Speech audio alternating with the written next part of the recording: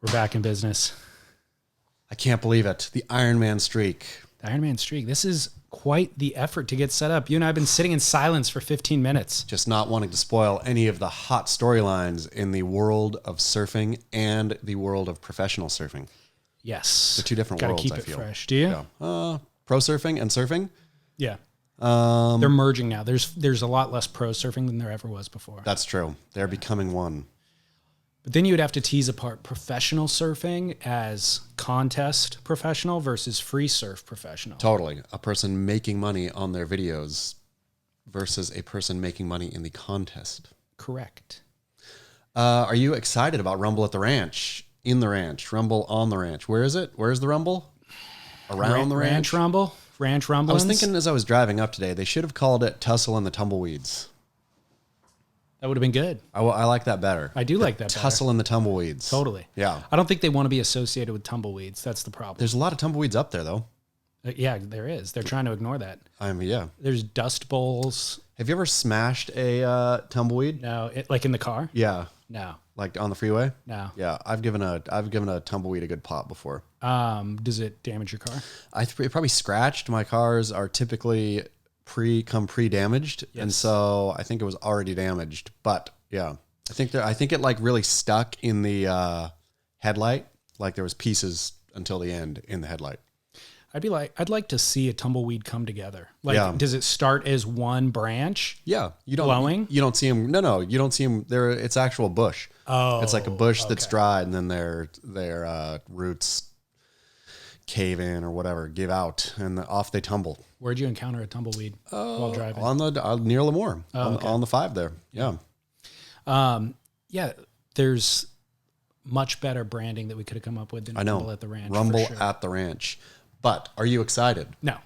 Did you? I just today, just this morning, saw the heat draw, and was surprised to discover that there was multiple names on there that I had no idea who the person was. It's ridiculous. For example, Pinkerton. Who's Pinkerton? Kira Pinkerton. Were you aware of Kira Pinkerton? I've seen her, maybe on Instagram or something. She's a San Clemente girl. Okay. That's the only reason why. Okay. Is because maybe even Album was giving her boards or something. Like there was some association I had. She was in your periphery though. Barely. Slightly. Okay. Barely. But imagine though, this is like, you'd think with this Rumble at the Ranch, Kelly Slater. So should we go through the heat draw real quick? We should. And by the way, remember when Bobby famously called pro surfing the tennis tour? Yes. They're now doing couples matches. Mixed doubles. Mixed doubles. Yeah, is what they're playing. He called it. Yeah. In more ways than we could even prophesize. A prophet, Bobby Martinez was. I feel like I told you this maybe on a podcast years ago. Remember that video of him playing tennis with Todd Klein? Yeah. I shot that video. Yeah. Oh, I did tell you that? Okay. Yeah, but it really is it's got to be one of your crowning achievements in surf journalism. I forgot about it, to be honest. We were, last week when I was pulling together all the clips to edit the YouTube version of this show, we were talking about Bobby Martinez because he was on Dirty Water. So I started Googling Bobby Martinez. Then I wanted to get the Todd Klein interview. So I'm Googling that. And then I came across my own video. And you're like, I was like, oh my gosh, I forgot that we did that. They had such like a nice little banter, Bobby and Todd Klein in that video. Yeah. Such a friendly rapport. Yeah, that was fun. Okay, so the heat draw. Coco Ho and Pip Toledo versus, who are they going against in round 1? I don't know which rounds, who's going against who. Oh, I think the bracket, I have all the teams though. The bracket has been released, so yeah, I know. I just didn't make note of it. Here we go. I'll pull the bracket up here. Okay. In the meantime, I'll vamp, I guess, by giving a shout out to Album Surfboards for hosting us yet again. Finest little surf shop in all of San Clemente. No matter when we want to show up, they come and open the doors. I think last week. Well, I'm not going to say this because I don't want to. Anyways, they opened the doors for us. Albumsurf.com, beautiful boards, beautiful soft tops. Swing by, they're open. Clothing, everything. I bet you don't even have to wear a mask inside here. I bet you could come in and take your mask off and just breathe that fresh album air. Let your freak flag fly. Maybe to come in with your mask, but then you can ask maybe. I bet they sanitize. Yeah. They're responsible. It's clean. Okay, you ready for the draw? I'm ready. We got Coco Ho and Pip Toledo versus Alyssa Spencer, who I also didn't know, and I didn't know either. and Kalohe Andino. Okay. So that is round one. I'm assuming Heat 1. Chloe Andino, by the way, is really rising up the ranks of our Surfing the Net World Tour 2020. Ooh, yeah. Which we'll get to later. I'm so excited. Yeah. This is what I'm most But excited about. he's made some big leaps this week. Fantastic. We got Carissa Moore and Seth Moniz versus Sage Erickson and Kelly Slater.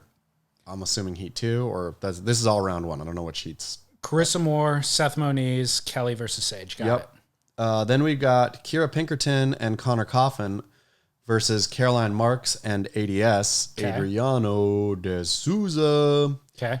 And then lastly, we have Lakey Peterson and Griffin Colapinto versus Tatiana Weston Webb, the mother of dragons, and Kanoa Igarashi.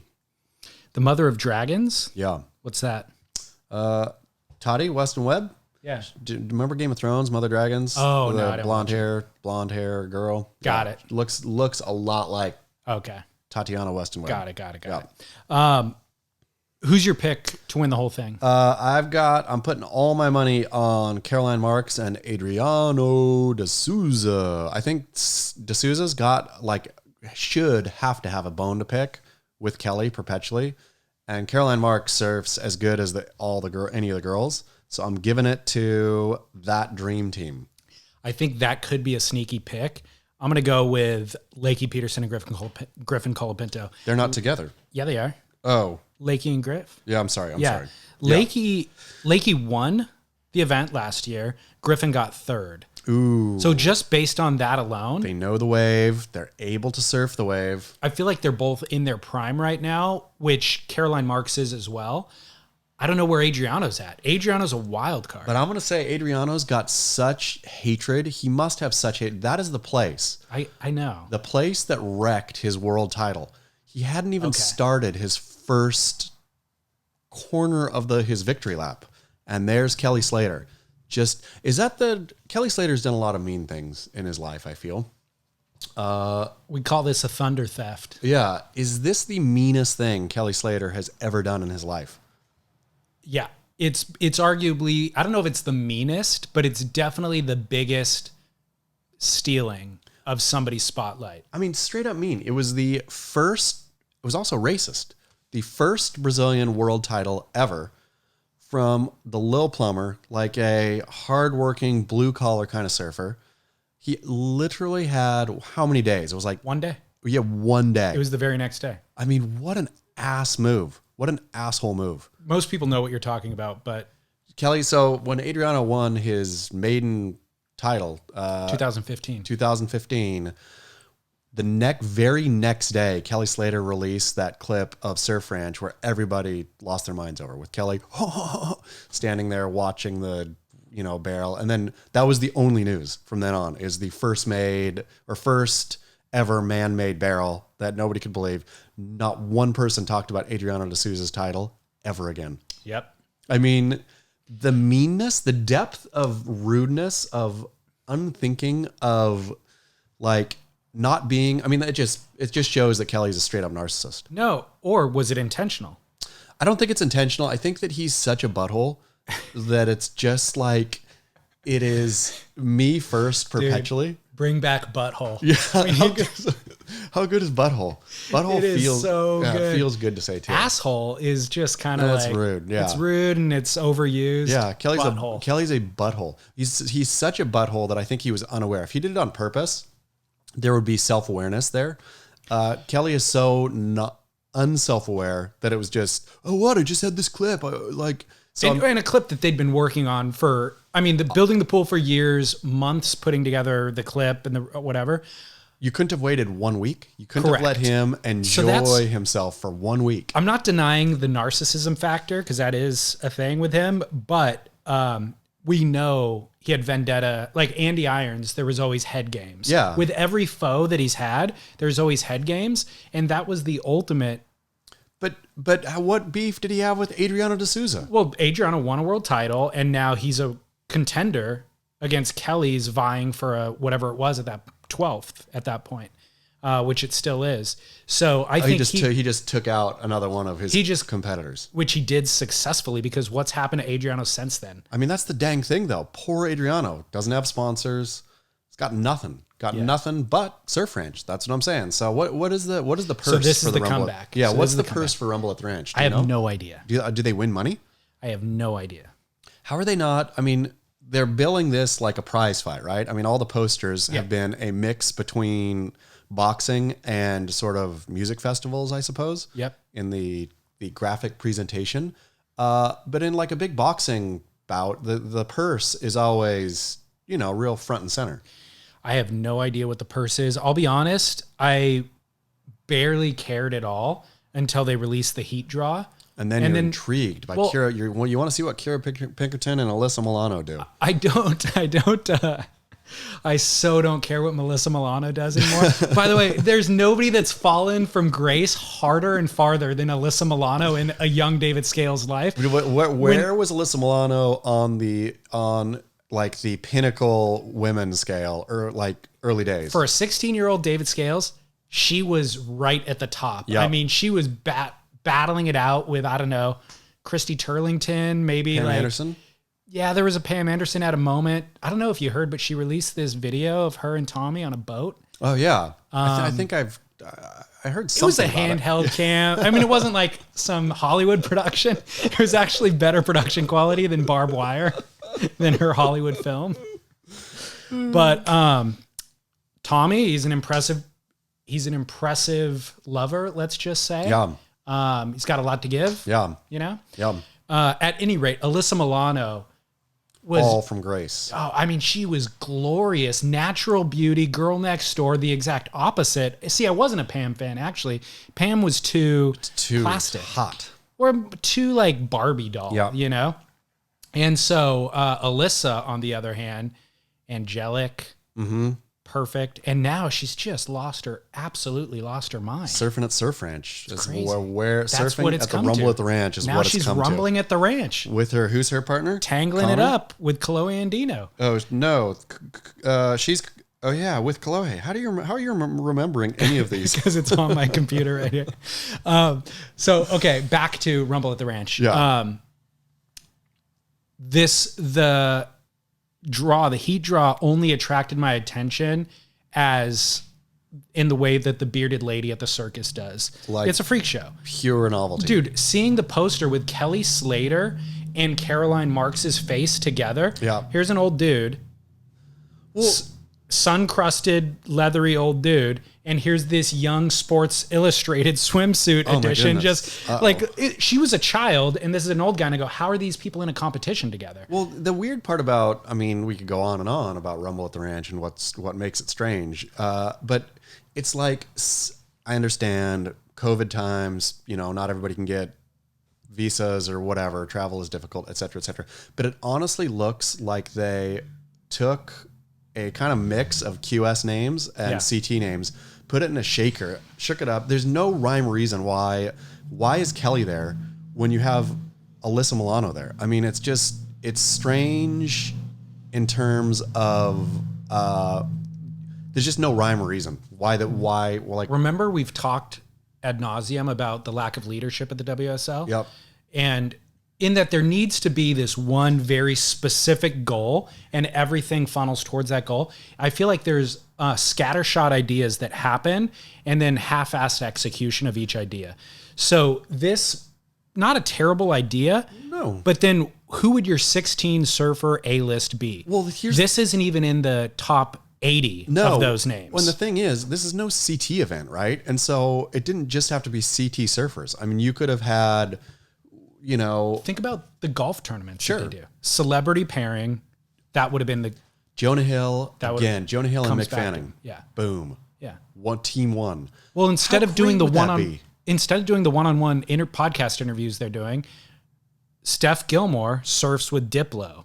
How fantastic. John surfs with Jonah. This is the greatest idea yet out of this show. Tussle in the tumbleweeds, baby. Tussle in the tumbleweeds. Like a celebrity golf. I think those celebrity golf contests or whatever they are, matches. What are they called? Golf? I'm not sure. Tournaments do well viewer-wise. Totally. Like, I flip by, if I see one of those celebrity pairing ones, I'll always stop to see how the celebrity hits the ball, right? For sure. Like, just want to see the form. This would be brilliant. Just think of the interstitial kind of content you would get out of it too. Like Steph Gilmore behind the scenes giving Diplo, okay, when you get barreled, stay over your front leg, et cetera, et cetera. Point at the bottom of the wave. Jonah Hill will provide the level of comedy that Bill Murray provides on the golf course. Precisely. You know what I mean? Precisely. In between waves, he's going to crack jokes. But what was dished up though is like, again, I think they're hedging for sure on people haven't watched any pro surfing for so long that anybody will tune in. But what is the storyline? That's the thing. Like there's no besides ADS having beef, or which you just manufactured for them. There's no way that they're gonna precisely. But that's the only storyline here. There's no natural rivalry between any of these people. There's also no, and I know they did literally pick names out of the hat for who teamed up with who, but why didn't they let, like, what is it in, I think it's in that other golf thing where it's Ryder Cup. Don't you have two captains who then pick their team? So, I mean, it would have been interesting to see a I don't know, even if they broke the draw into teams, right? Like we have this team versus this team. But it's just, I don't understand what the rooting interest is. Like watching Alyssa Milano will be fun for a minute. No, she won't actually. I don't think that'll be fun at all. I mean, a 17-year-old who's surfing with her heroes that she's worshipped forever at this wave where she only gets 4 waves. 4 waves or 2 waves? Oh, I mean, if they lose, I think it's one right and one left each. Yeah. Maybe they get practice waves. The point is she's going to be so nervous that there's no way. At best, she'll safety surf a wave to a 7. But there's no way that she's going to blow out some big fins-free turn like Caroline Marks did. Well, no chance. And there's going to be, I mean, it's just the guy and the girl, right? So it's not like, right. I mean, it's not like, I don't know. I mean, you're just trying to get the best score you can. But if there was something like, okay, you got to go do this blocking move, or if there was some other kind of thing to it. Some drama. Some manufactured drama in there. Because there's just, seeing Coco Ho and Philippe in the same heat will be fun. I don't think it really will be that fun because, and then the way I understand it is the best right and the best left get added to your score line as a team. Yeah. So both scores in theory could come from the male. Oh, really? Yeah. Like, do you think it can't be Sage and Kelly? It's not going to be best score for girl, best score for guy. It's got to be that. There's no way that it's just going to be, because then it would just be guy score, except for Caroline Marks would put her scores up. Exactly. But you think they're going to do that? I don't know. So I could be wrong then. Yeah. That's what I thought it was. But still. So best score, that would make sense though. Best score for girl. Yeah. Best score for guy, regardless of right or left. Yeah. Okay. Yeah. I thought it was the best right and the best left get scored. I think it's the best score for boy, best score for girl. So I think the right left thing is only to give people a chance on their forehand. Okay. So my one storyline that I think is going to come out of this is that Kelly and Sage are going to get last place. Like Kelly, watching Kelly surf the actual events at Surf Ranch, he was really disappointing. Nervous. He seemed nervous. And just not really up to the same level of acrobatics. That was the difference between a 7-point ride and a 10-point or a 9-point ride. Because even like certainly we remember Felipe's airs, Gabriel's airs, but even like Griffin Colapinto was doing big blowouts and then landing backwards in the barrel almost and adjusting, then getting barreled and coming out. Kanoa, I remember Kanoa doing some big fins free stuff. Kelly surfs the wave beautifully, but he doesn't, when he surfs it well, he can surf it beautifully, but he doesn't do the big blowout stuff, and he gets 6s and 7s. I think that Kelly, I wonder if Kelly knows in the back of his head, everybody knows that I've surfed this place more than anyone else combined. Kelly has surfed the ranch more than the entire tour combined, right? And so if Kelly knows, I can't just win, I have to do something incredible, and then gets in his own way because he actually can't do what he needs to do in order to impress people. He never goes for incredible though. No. Yeah, I know, but he falls. I mean, I've seen Kelly has falls all the time at Surf Ranch. Even in the contest. Yeah, and that's what I'm saying. Yeah. Like he falls in contests. Yeah. Which is strange. So I see this coming down to like you said, Felipe and Coco. Yeah. If they were only using the best scores, Yeah. Felipe could win this contest with or without Coco. Yeah. I don't think Coco's scores really contribute a lot to their bottom line. Kanoa and Tati are going to be a force to be reckoned with. I think they can both post 7s and 8s. Connor Coffin and Kira Pinkerton, they're going to be fighting it out for last place with Kelly and Sage. Lakey and Griff versus Caroline, Marks, and ADS. That's the finals matchup right there. But are you going to be watching? No. You sounded like you're kind of into it right there. You sounded like you were working yourself into like, hey, this won't be so bad. I'd be curious to see who wins. There's no way I'm going to watch a full day of competition there or a half day of competition there or even like complete waves that last 45 seconds. What if the WSL just said, screw it all. We're going to do what we should have done from the start. We're going to have a live betting thing on site. You can sports bet. I'm in. Yeah. All of the drama comes back now. Yep. The stakes, I should say. Yeah. Not the You drama. can bet wave to wave. You can bet, a bunch of different money line kind of bets you can make. How fun would that be? I like it. Yeah. We just need stakes. That's what we need. Surf Ranch would work okay as a betting thing. We should do our own Rumble at the ranch simultaneously Betting with live pool? commentary where we test out different ranch dressings while watching the event. That's a great idea. Should we live? When is it? It's Sunday? I'm not around, but I don't think I am either. we should have done this. We should have. We could have Hidden Valley, Trader Joe's version. I used to be didn't like Hidden Valley. I thought Hidden Valley was not the best of the ranches. Now Hidden Valley is way high up on my favorite ranches. Hidden Valley is to ranch what Kleenex is to tissue paper. It's the generic, but It's Xerox to copy machines. But I never liked it until recently.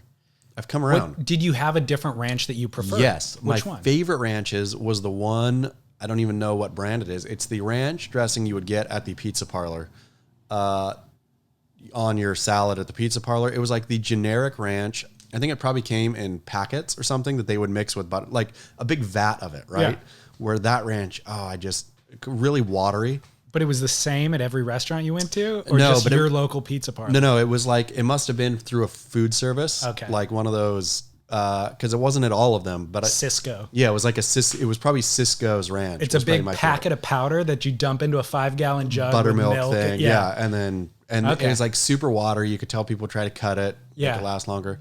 Delicious. Well, is ranch an American thing? I think so. I think so too. And I think that it's definitely the Americans or the stereotype that Americans put ranch on everything, which is true in my case. You do like ranch? Oh man, I'll put ranch on anything I can. Really? The wife will make a delicious salad at home with balsamic vinaigrette. I'll pour ranch on top of the balsamic vinaigrette. What about on French fries? What do you use? Ranch Over ketchup? Yep. Over mayo? over anything. If there's a ranch, I don't like Hidden Valley as a dipping thing, but if I can get that cheap Cisco ranch, all in on everything. I dip my pizza in ranch. Whoa. I French fries in ranch, of course, onion rings. Crazy. Any kind of thing that can dip. I get ranch when I go get a Subway sandwich. I'll have them put, I feel embarrassed about it, but I'll have them put mustard and mayo on. So I'll say mustard, mayo, oil, vinegar. When they're done that, then I say, oh, and could you put some ranch on too?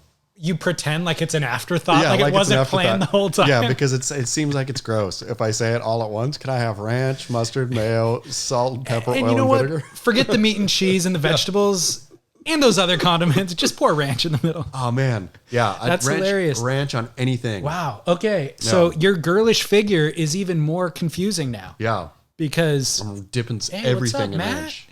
Matt Parker from Album Surfboards, ladies and gentlemen, just Wow. walked by. We literally had a celebrity sighting. How's that mustache he's This growing? looks so good with the 5 o'clock shadow. Yeah, the it's new. mustache combo. It's new.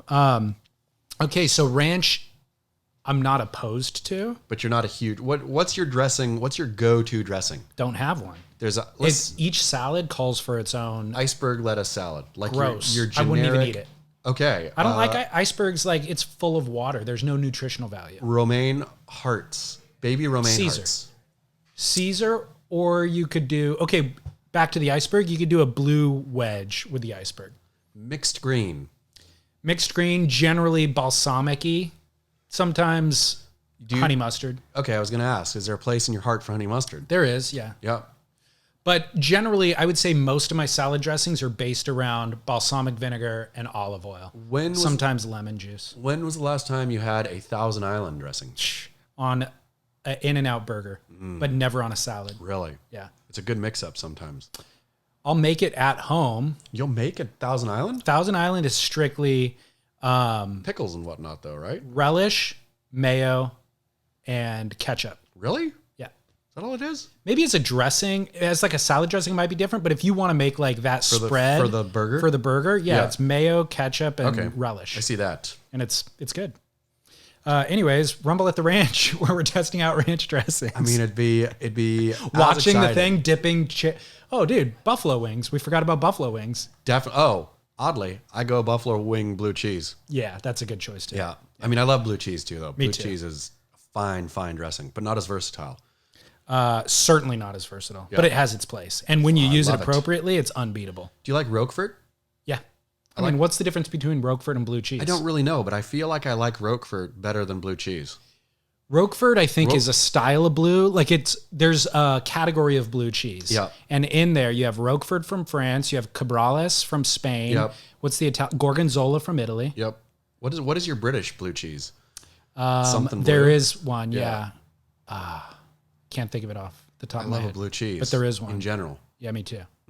Yeah. Fine moldy cheese. Are you smoking again? I did for the Kai Lenny interview, just for some unknown reason. I thought that it would be appropriate to smoke in front of Kai Lenny. Feel he's like such a clean, healthy boy. I thought, well, the balance is all thrown off. Now, everything is too clean and squeaky. So I'm going to pull out a cigarette. The one just happened to be sitting on the counter for some reason while doing the podcast. So I thought saw it and thought, here we go. I'm going to spark up. Cigarettes aren't just randomly sitting on counters of people's homes unless there's smokers in the homes. Well, so this wasn't a one-off. Packs of cigarettes will come and go out of my house, oddly. Even though nobody's really smoking. Nobody's smoking. But you're smoking occasionally. Well, you want to have a talk with Hemingway, see what she's up to?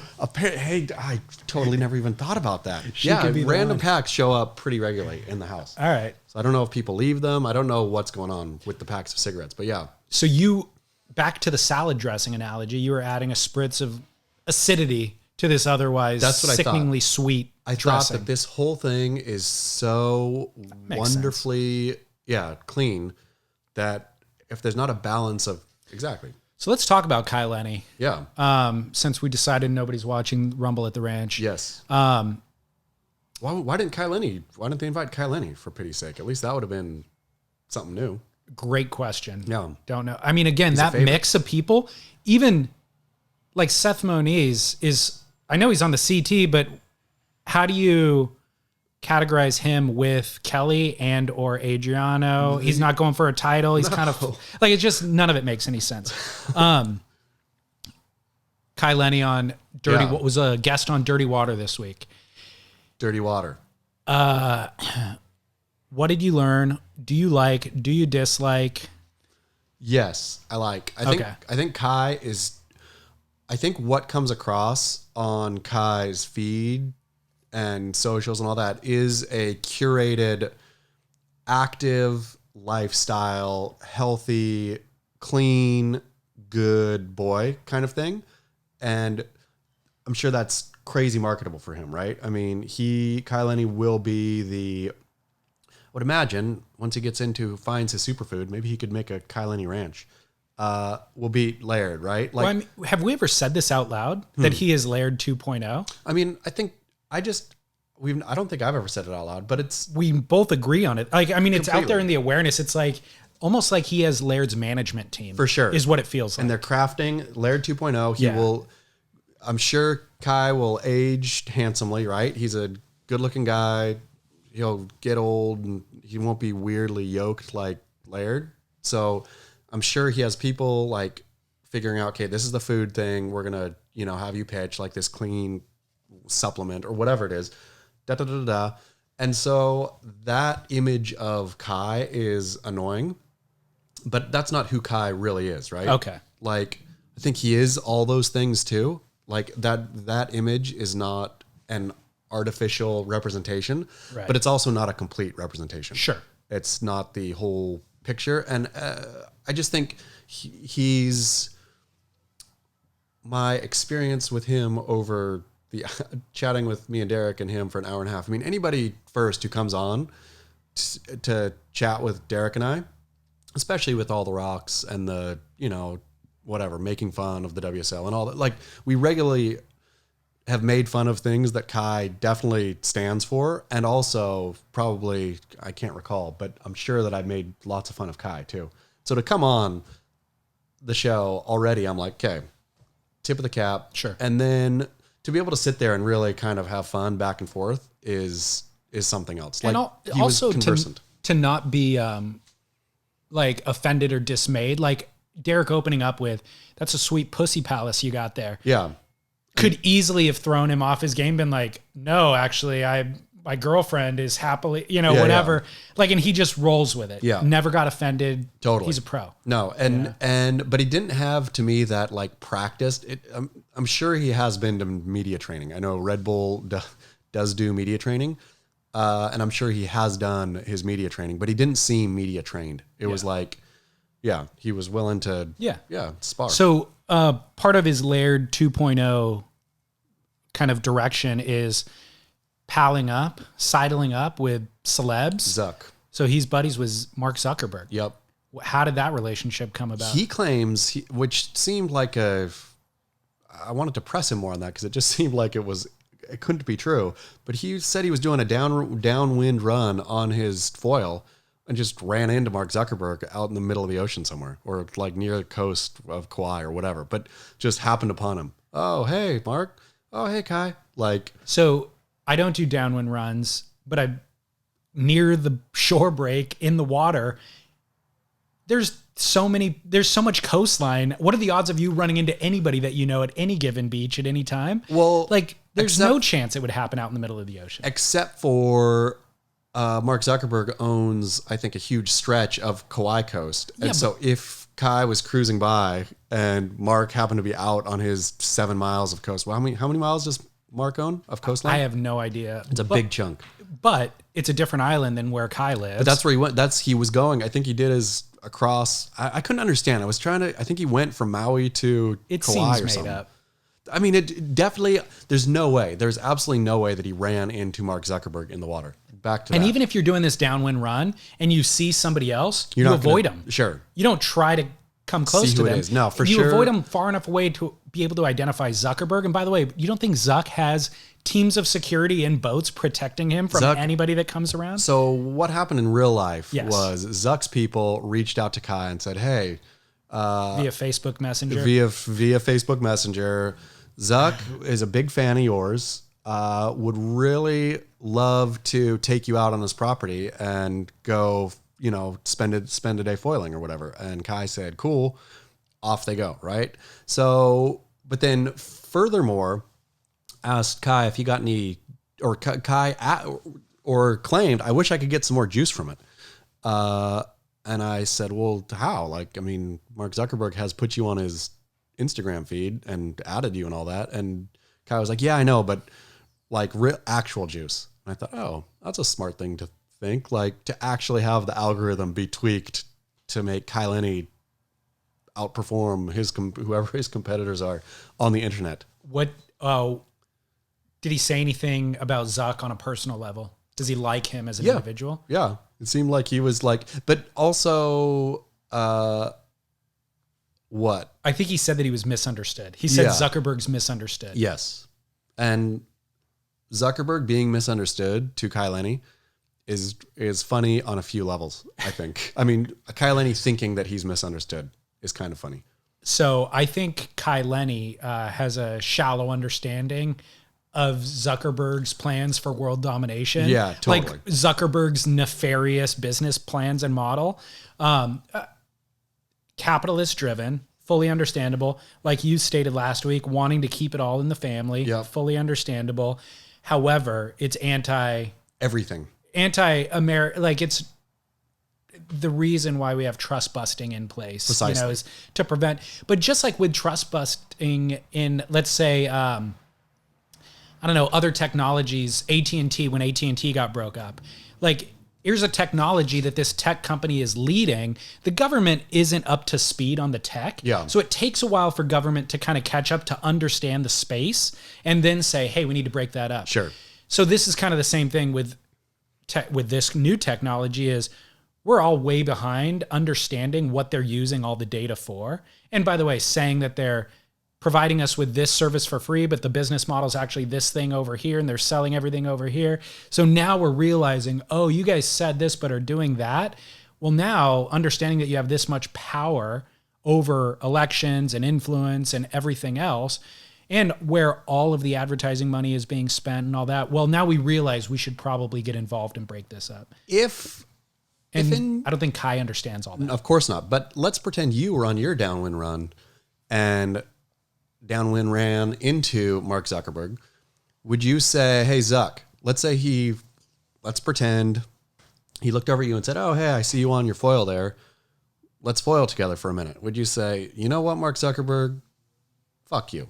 No. Or what would you say? Would you say, cool? I would do exactly what Kai did. I would try to leverage the relationship Sure. to get something out of it. Yeah. Yeah. And then afterwards, after the fact, would you say, yeah, he's misunderstood? Would you say, No. Mark's a good guy? Would you say, me and Mark had a fun day together? I don't think there's any version of that playing out where Mark and I become friends and we're like having dinner together regularly. Sure. So there's no point in trying to foster some or to project a public goodwill so that I can foster this private relationship with Mark, because I don't think the private relationship ever happens. So my only move would be to be honest about the interaction. That's the funny thing here is, like, I think the Ashton Goggins of the world, like, bro down with guys like Kelly, right? They'll have that kind of or Sal Masakila, whatever. They'll have that backslappy moment with somebody and then always be trying to, instead of ever being honest about either who the person is or saying anything interesting about it, precisely what you said, they'll keep trying to foster this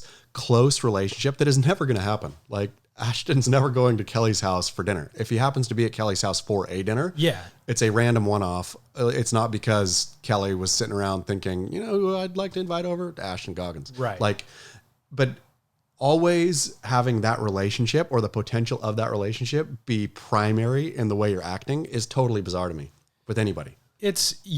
Like, if it comes across very disingenuously to the audience that you're actually serving, firstly, Kelly, his guard is up entirely about how to make friends because people have only ever wanted things from him. And he can read that very clearly. So there's no chance that he lets you, the media person, into that little orbit. Yeah. You know what I mean? Like, it doesn't serve anybody. But using Ashton as an example, for the last 2 years, Ashton's got to travel the world with people that he venerates and surf, basically go on a 2-year surf trip.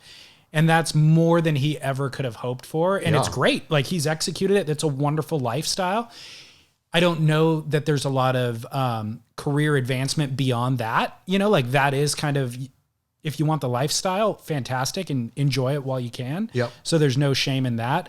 But from the viewer, when you're watching No Contest, and he's just exuberantly laughing at anything that any pro says and patting him on the back and trading that kind of, I don't know, legitimacy with your audience for access with the inside of the industry. Personal access, yeah. It's a limited kind of business plan. Totally. And back to Zuck, I guess. I mean, yeah, the only, if you happen to run into Zuck, that would be the only thing. But I'd probably tell Zuck that he sucked.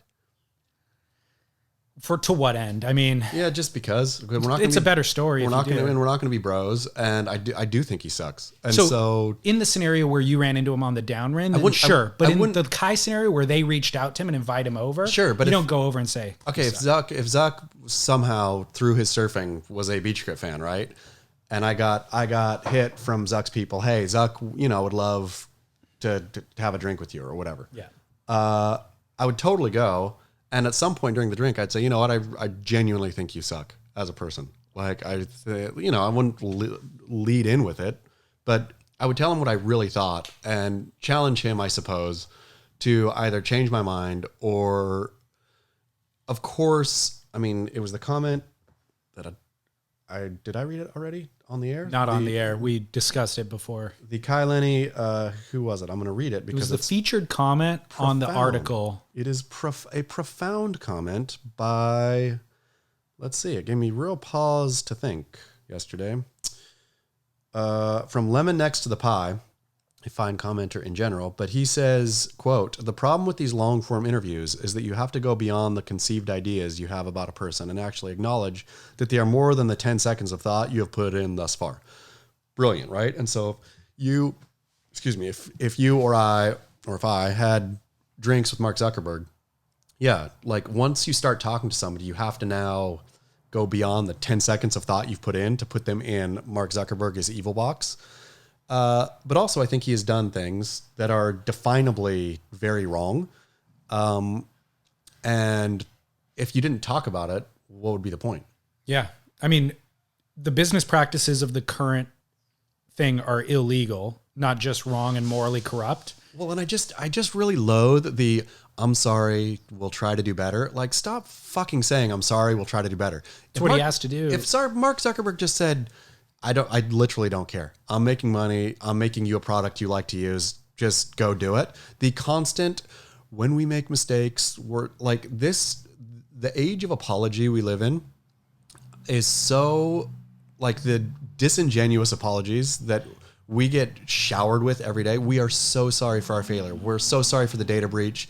We strive to do our best all the time. We apologize, strive, apologize, best, apologize. We were talking about this before recording with Jack Dorsey, who was featured on The Daily today.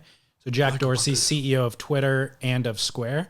And I would use that as like Zuckerberg doesn't apologize. I feel like Facebook never actually, they skirt every issue. I feel when there's the big data breaches and all that, and when they really get busted for illegally selling people's information, they'll do the real, they'd strive for making change, but they never apologize. Yeah. If anything, he'll put Sandberg out in front to like actually calm some people down. Yeah. But he would never accept fault or apology. Oh man, aside from the things that I was saying about it actually being illegal, their current business practices, the whole thing was started off, is this chick at our college hot or not? Yeah. Thumbs up or thumbs down on, is this chick hot? That's a little bit bankrupt. I mean, that's a little questionable morally anyways, right? From the gate. So the fact that they take any holier than thou kind of position is just a outright lie. But back to Jack Dorsey, he is apologetic. He's taking a totally different stance, which I think is probably also kind of scripted or by design. Like, hey, while Donald Trump never apologizes, while Zuckerberg never apologizes, let's come out and apologize and say we've done some things wrong. But like you and I were talking about, it's also so disingenuous. His apologies literally on the podcast today were, we probably shouldn't have put the number of followers in bold. We probably shouldn't have put a number next to the favorites button because that encourages people to try to have the most popular tweet.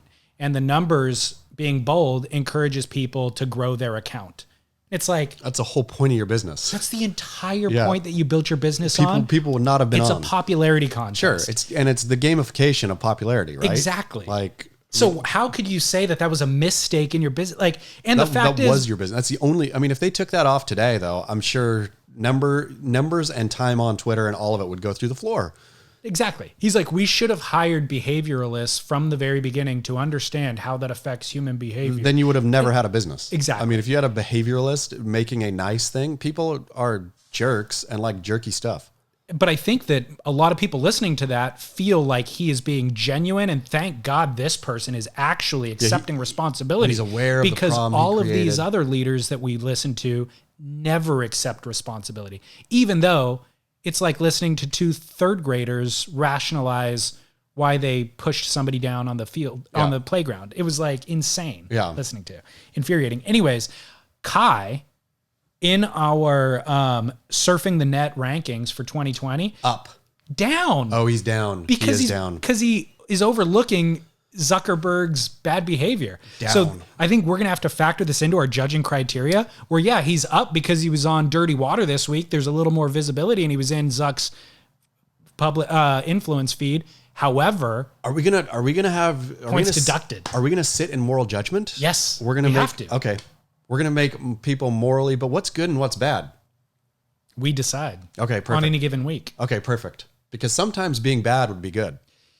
Correct. Yeah. Correct. So this is why our Surfing the Net World Tour is far superior to the actual World Tour. Yes. Is because the World Tour tries to objectively score surfing, which is impossible. This is subjective. The initial conceit that they have of trying to make this thing objective. That there's a point value for any given turn. You're overlooking style. You're overlooking, I just like John better. Yeah. Because. Yes. And we're not ever going to fall into that trap. We are saying outrightly, it's completely subjective. Yep. And Kai Lenny thinking that Mark Zuckerberg is misunderstood Down. shows Kai Lenny's feeble-mindedness. Down. He got Kai Lenny. manipulated by Zuckerberg. Zuck. Do you think that he was out? Taking advantage of the local people, by the way. That's really true. The local Kauaians. How do you overlook that? Good thing Kai Lenny is on the Isle of Maui, the Valley Isle. He should look at Kauaians as his brethren anyway. I always wonder about Hawaiians not having lived there, having spent some time there, but I never get the feeling that anyone is very anti another island, which frustrates me. Well, if you look at their history, it was very anti-other island. People don't like to go to Oahu is the only kind of thing I ever get. But pressing Kai on, living on Maui and all that, and he seemed, Maui's my home and I love it and blah, blah, blah, but didn't seem like he had beef with Oahu or Kauai, and I wanted that, or the Big Island. They don't anymore because they have to stand in solidarity against everybody off island. But back in the day, there was absolutely like King from Oahu coming over and fighting with the Kauaians to try to take over Kauai. Totally. Pushing them off the cliffs. There's all sorts of stuff. I want that back. Yeah. I want inter-island rage. We can try to stoke the fire from here. Okay, what? I mean, the thing is... Who reigns supreme right now? Well, I mean, Oahu's where would be the economic center. And they got the North Shore. Yeah, but I would say Kauai is the most desirable, but also I think Kauai knows that it's the most desirable and wants to keep its mouth shut about it and wants everyone to go to Maui. So I think Kauai's always saying Maui's awesome, which is nefarious, I suppose. So Kauai's being dirty. It's underhanded. Good job, Kauai. Saying, isn't Maui pretty? I think you would like Maui. I think you would like the island of Maui. Kauai is like the quiet sophisticate who doesn't need to toot their own horn. Nope. Who's just quietly, naturally more beautiful and has more resources. And you should date her. Yeah. You should go date But Maui. they're pointing over at the one who's a little bit more verbose, who's got a little bit more sluttier. need. A little sluttier. But you don't know. Kauai is secretly amazing in bed. She just won't reveal it to you. Just really quiet. And she won't do it on the first date either. Do you like Maui? Yeah, I love Maui. Do you like Oahu? Less than Maui or Kauai. Mm-hmm. I do like Oahu though. Yeah. Yeah. I mean, the North Shore is amazing for all the reasons we already know. And the way that they've kept it North Shore is amazing. Waikiki cannot be beat in my book. I love me some Waikiki. Oh, Of course you would. I mean, it's the best. It's the worst. The Pink Palace. Dude, I went. The I didn't. beaches. You told me last time I went, which was in January. Actually March, but I went in January too. You said go stay at the Pink Palace. Dude, I couldn't get out of there fast enough. Oh, it's heaven on earth. It's changed so much. Did you get in the 5 tower? years. You didn't get in the old. I think I specified you have to get in the old building. Dude, Waikiki has changed so much in the last 5 years. Has it really? The whole international marketplace or whatever that is, gone. What's there now? Tesla dealership, Hermes store. Like it is like Rodeo Drive now. Yeah, that's what I love about it. That's what I'm saying. It used to just be like little stands, kiosks. Gross. Who wants that? Who wants Hawaiian tchotchkes? Yuck. I mean, that was pretty bad too. Yeah, I don't want but that. This I want is Hermes. way worse. Of course. There was like we saw this family, this like Nordic family, like white 6'3", mom and dad. There was these 6 children singing in a half circle that all look like twins, not twins, but like They were quintuplets. Were they Mormons? They had to have been. Yeah. They're sitting in the street. Like as you approach, it's a lot of chaos and you hear these cherubic voices singing. What were they singing? Hawaiian songs? No. Not Hawaiian music, just something. I don't even know what they were singing, but it was beautiful. Mormon song. And you look down and you're like, oh, these little white kids singing and like doing like a little dance together. And you're like, oh my God, this is beautiful. What are these kids singing for? And then you glance 10 feet behind us to the left, mom and dad leaning against the wall, like Nazis, like looking down. Were they making all their children work on command? Were they well dressed? No. Were they wearing Hawaiian costumes? No. So they were poor Nordic white so. people. Yeah. Well, this is just a strange picture. It was bizarre. A very strange picture, the but I like it. But then right off of all of that, 1 or 2 streets back, you see all of the drugs, the prostitution, all that stuff. It was like, it felt like Vegas mixed with Venice Beach, mixed with 3rd Street Promenade. The best place on earth, Waikiki. I know. Speaking of, did you see any Peruvian pan flute performers there? No, I didn't. Do you like the ubiquitous? So, like, yeah, it's funny. I with buddy and brother a long time ago, we thought about franchising those guys. Like, just go down to South America, get a bunch of whoever's. It's a smart. Peruvians. You name them all Fuego. So they all sell Fuego CDs, right? You just have to have one CD. It's Fuego. But there's, the multiple faces of Fuego all throughout the entire world. I mean, it's basically. Do people know that there are multiple faces, or people think it's people the same think, guy? People think, oh, I'm seeing Fuego right now. This is sick. Like you it's never like put the cowboy, the naked cowboy. In exactly, New York. exactly. You never put the band on the CD, right? It's just a picture of fire, Fuego. I like it's the pan flute, the electronic pan flute that you crave. This at is home. smart. Yeah, yeah. And you just pay them a flat fee. They just get paid a flat fee. You take all the CD and merch. You got to basically have pimps, I think, to kind of, so you have a pimp for like 3 markets probably. Like Chicago, you'd probably have like, 5 Fuegos in Chicago, and then you'd have a pimp for Chicago, right? New York probably have 10 Fuegos, like 1 down, midtown, 1 uptown, 1 in Brooklyn, Does Fuego know what's happening on the larger scale? No, because Fuego just gets picked up basically from South America. See, this feels human trafficking. It is. Okay. It's because Fuego, I think it's okay. I think Fuego can understand the bigger picture. Yeah. But also needs to understand he's replaceable. Instantly. Those pan flute dudes. There's a line. You didn't just tell the guy that, hey, buddy, you can ask for healthcare. There's a line exactly going all the way to Quito behind you, which is now not human trafficking anymore because they're opting in. Nope. I had a friend who worked for in marketing for Jack in the Box. Oh yeah, and she told me that Jack, the commercials. Yeah. Jack with the big head, he's wearing a mask and a suit, right? Yep.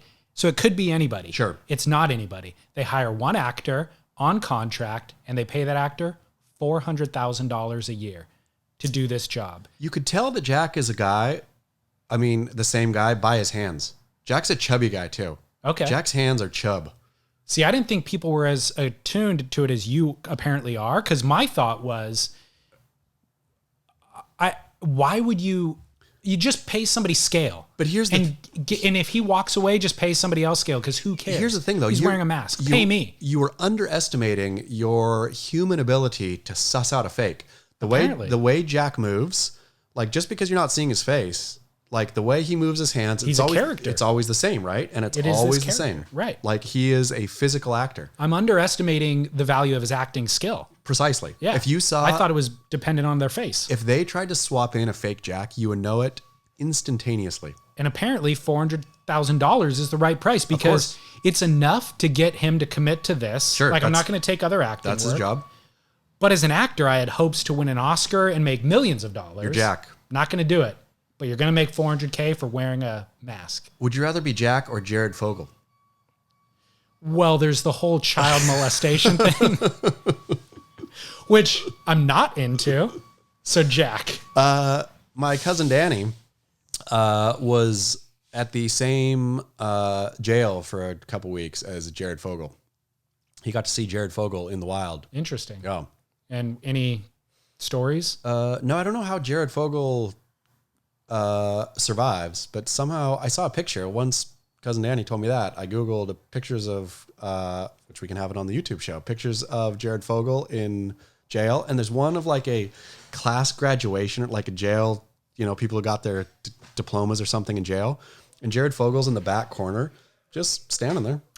Did he keep the weight off? He did. He looked trim. Yeah. He looked fairly trim. I don't have a ton of research on child molesters. Yeah. But whenever they come into like the media spotlight, they're always a guy who looks like that. It's Jared never Fogle. like this angry, scary looking child molester. It's always like an accountant. Yeah. The guy that was working for the Olympics, I forget his name. He was the doctor. Yep. With women's gymnastics. He was like kind of a moly looking guy. He looked like Jared Fogle. Yeah, he did. Yeah. It's always like, God, weird that there's an actual like identifiable stereotype prototype for child molesters. And they're not as scary as you would think. No, I think that's how they get away with it. It is totally. But now we know, now we're hip to it. If they wear a polo shirt that they tuck in to dockers that are pleated, you better hide your kids. And or one of those untuck it button-up shirts. True. Untuck it, I think, is a big symbol. Unless they try to sponsor our podcast, then And we'll then- redact this whole segment. Untuck it, you better sponsor, and or else you're branded as child molester wear. So did we cover everything for Kai Lenny? I think we did. We did, yeah. Kai, good. But Kai, yeah, a more complex character who's... I think he's genuinely just does what he does. He enjoys the thing. I can appreciate it. Talking to Kai about fear was interesting, which I would have liked to plumb a little bit more because he says he's scared, but no way that he looks scared. Mm-hmm. And so I wonder if it's one of those things that it's not a disability, but he's just missing that fear part of his brain. But then he's had to, over life, pretend that that's there and talk like that's there, or else people won't understand him. His version of understanding of fear is very different than ours. There's just no way. way. It's a tiny degree of fear. There's no way you could be scared. And he says, I'm scared. And he said stuff like, I guess, which I could understand. Like there's been times where, for example, in the Middle East, getting caught up in a really bad situation, where I'll be thinking at that moment, why did I get myself into this situation? Where Kai said something like that. Like when I'm out on a big day, he's thinking, why did I push it so hard last time? Because now this is the only place I can go. I would imagine in that Middle East scenario, your kind of practical mind kicks into overdrive to get out of the situation. Yeah. And so fear doesn't really, if you let fear sink in that moment, you've lost. But it's never fear. It's only disappointment in myself for pushing it too far. It's like, I'm not scared. It's just like, well, why did I have to do this? Like, this is not going to end well. And why did I push it this far? I wonder, but you do experience fear in other ways. Yeah, for sure. Like I would never paddle out on a big day at Jaws. Yeah. Or even at my local beach, big days, I'm still scared there, I wonder 3-foot wave. Elo and Jesse Miley Cyrus were real scared. I wonder if, we'll get to that. I wonder if Kai would be scared watching a scary movie. Yeah, probably. Could we get video of Kai watching Hereditary with the lights off no one home? What's the scariest movie you've ever watched? Hereditary was right up there. I don't know. Who was in Hereditary?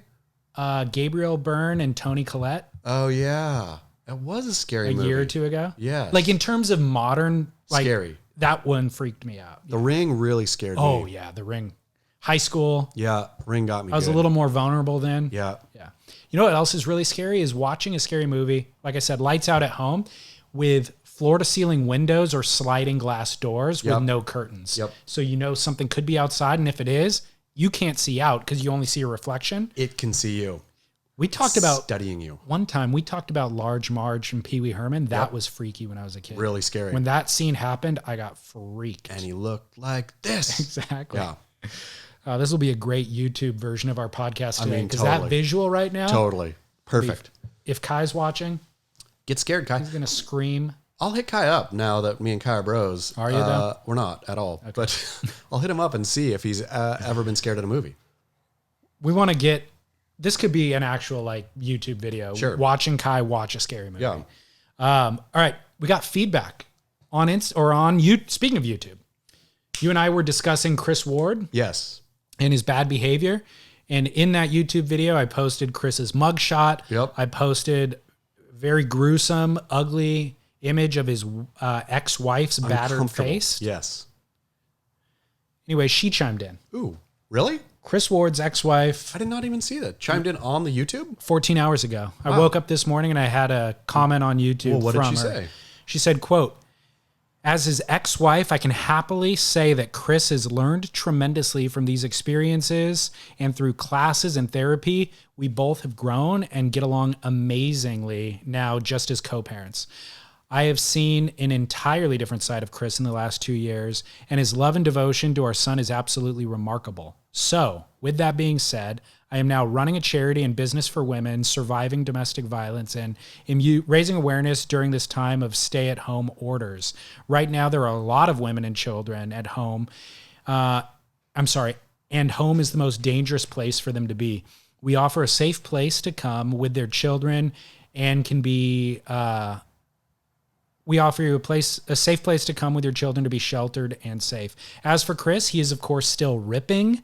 And to correct what you guys said on the show, I never pressed charges on Chris. The DA picked up the case when photos of myself were seen by the media. I dropped all alleged charges while the DA but the DA still picked them up and ran with them. Personally, I'm very proud of Chris's present and the fact that during this hard year, he's taken our son and is raising him and doing surf autism therapy in the ocean every day with our boy. And I must say they are both ripping. Love you, Chris and CJ, which is their son. Gladly, this story is a happy ending. Mahalo, Michelle Ward." Phenomenal. What? What is that? Look at that surf journalism right there, David Lee Scales. That's what I call surf journalism. You got the interview right there. Good job.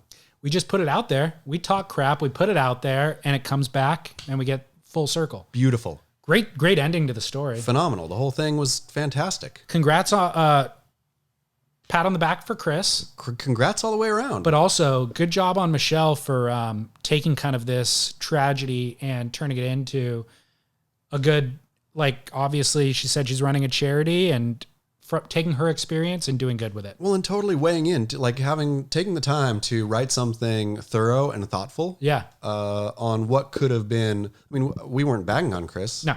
But what, kind of calling a spade, though. Sure, exactly. And so people typically have fairly thin skin when it comes to that sort of thing. I expect lots of times to get backlash. And I'm totally fine because I don't feel like we ever say anything like, I mean, sometimes it's mean-spirited, I guess. I call Kelly Slater butthole exactly. pretty regularly. But lots of times I expect to hear from who it is that we're talking about. And I'm okay addressing it whenever that does happen. Sure. But yeah, Michelle Ward, I'm glad to see it. And also her posted on a public platform like YouTube where often the comments can be really incendiary. Yep. Yeah, YouTube. And ugly. YouTube is a weird one for that. It used to be a lot uglier than it is now. Yeah. Like that comment actually came through in the spam folder. Oh. Like for whatever reason, YouTube flagged it and I had to approve it. Wow. Yeah. Well, phenomenal. Yeah. So Michelle. Glad to hear that update. In other, what might be classified as news, Stab 100 ran last night at 6 p.m. Pacific Standard Time. I thought they postponed it for some reason. It got postponed to last night. It was supposed to run the week prior. And how did you watch it? I did not watch it. Did you hear about it? Yep, a little bit. I had to investigate to hear about it. So what I liked about it was I liked that everybody's doing the same thing at once. Yep. So and this kind of comes back to Jack Dorsey with Twitter. The value of Twitter was like, we're all existing in this place together. Yeah. Like I'm going to write something on this public forum and we all get to participate in it. Yeah. I think that's why the thing took off. And so there's a moment in surfing, whether it's when it is professional surf events that the WSL is running, it's fun to be part of this collective We're all thing there together as a community. Yeah. I mean, to the point, like even to make fun of it or whatever, however you want to approach it. Yeah. Which is what the comment section on Beach Grid is. We're all existing together in this moment. Yes. So that's what I liked about it. So I was driving at 6 p.m. when it started. I didn't get home till 6:30. And knowing that it was starting at 6 made me feel anxious. It made me feel like, gosh, I kind of wish I was a part of this thing. Okay. So then I got home at 6:30 and I was so anxious that I thought, even though I'm 30 minutes late, I'm going to pay for this. And because I want to know what everybody's doing right now. Sure. So I went onto the thing and I had to use the same login credentials from when you and I bought Stab High 2 years ago. And I couldn't figure out what my login credentials were. It didn't let you create a new account? I could have with a new email address, but instead I clicked, forgot your password, we'll send you the link. So I clicked that to trigger the link. The link never came. Oh my goodness. So now 5 or 10 minutes is going by. I keep refreshing my email to get the link. Never came. Never came. And now I'm 5 or 10 minutes deeper into my, I'm going to pay $15 for something I'm only going to see half of. And you stopped caring. I stopped caring. And I was cooking. So I started cooking and I was like, screw this. But I missed being a part of this thing. Did you then the next day wake up and curiously get on Instagram and see who won? So I knew that it was going to last 100 minutes because that was the whole format. Yep. So by 8 o'clock after I finished dinner, I started checking Instagram and then I saw Chloe and Dino won. Okay. And then I thought, well, I don't really care anymore. I just wanted to see who won, I guess. Yeah, who cares? They didn't. So a couple of interesting things though. Michael Ciamarella did write a write-up this morning. He said a fascinating aspect of our user scoring system was how much the commentary affected the numbers. If Dane said something was cool, then the viewers scored it higher. He said also another interesting aspect was that Chloe and Dino thought that his 2 waves that won him the event weren't the best waves. So the way that the general public was scoring it was different than what the pro surfers thought. And what the pro surfers thought actually was more in line with the commentary team. Like Dane Reynolds thought that Kaloe's carving 360 to whatever was the best wave. So did Kaloe. But the general viewing public did not score that wave the highest. Does any of that surprise you? It doesn't. I don't think it surprises me at all, but it's definitely worth noting for all future competition. Except for also, I think it would be real specific to Stab's audience too, right? Like what does the Stab, I mean, they're the same audience that's watching the WSL. I guess. Yeah. I mean, anybody who's willing to pay for $15 for a surf video contest thing is highly engaged in professional surfing. Totally.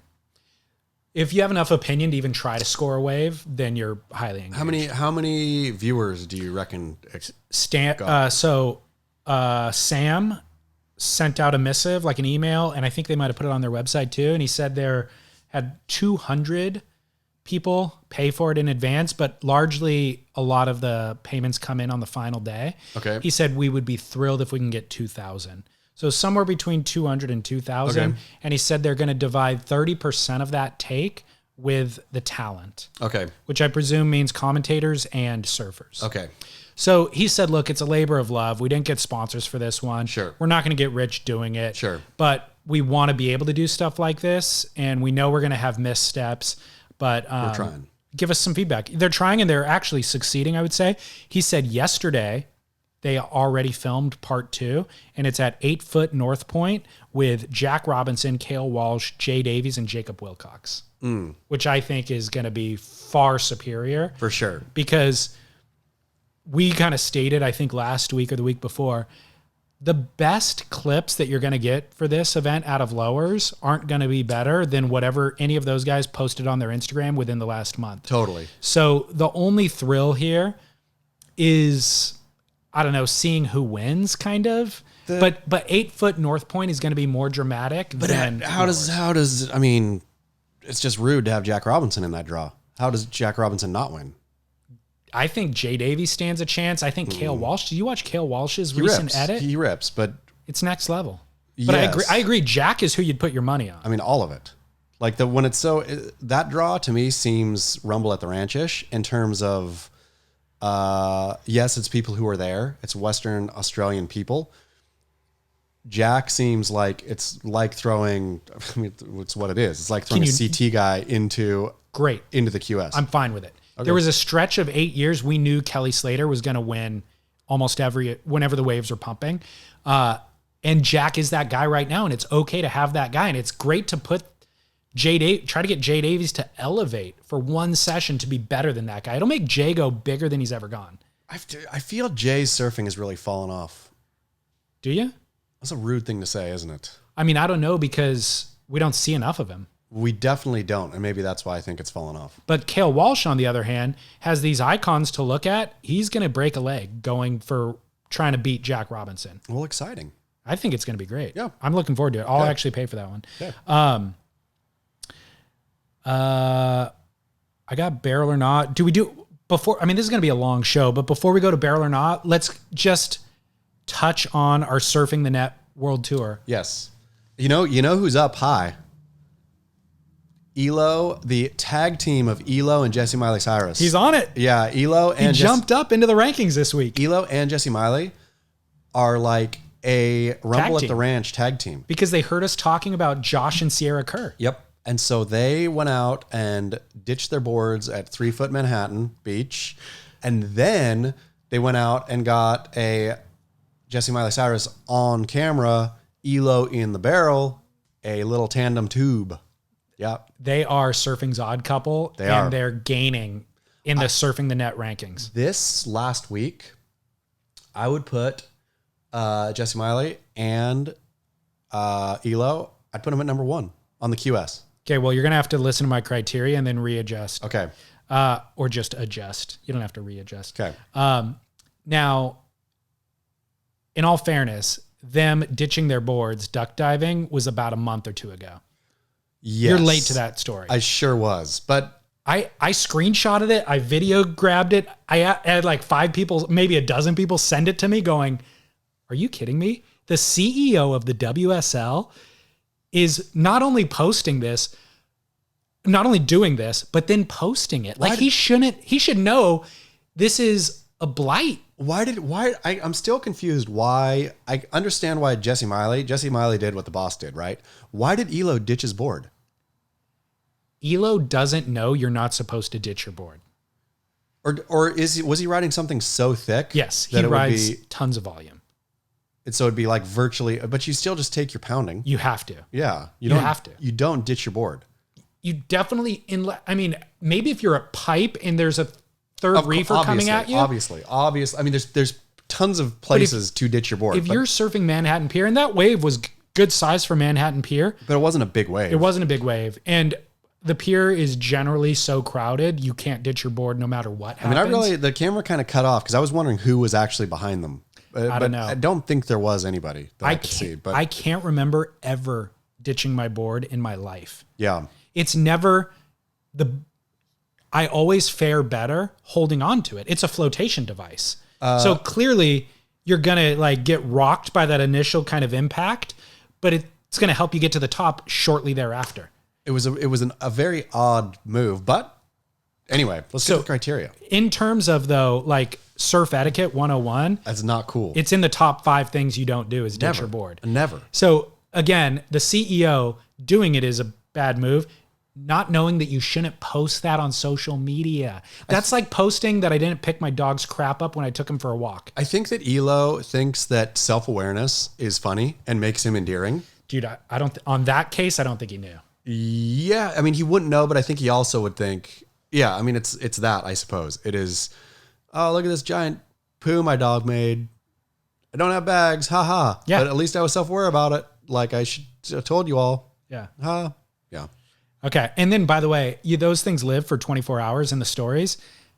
Then Jesse reposted it. So it got 24. And then Eric reposted it again. So it was like 36 hours. I had people sending it to me. Yep.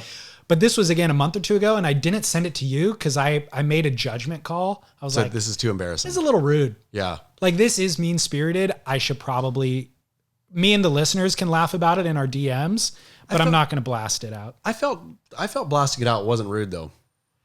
They did that. They posted it. You are Snoop Dogg smoking weed. You have to do it. Yeah. If you don't do it, people get mad. You're off brand. That's true. Me, it's like Obama smoking weed. Yeah. I gotta be like, they're like, hey dude, did you inhale? I'm like, no, I didn't. I blew it out. You know what I mean?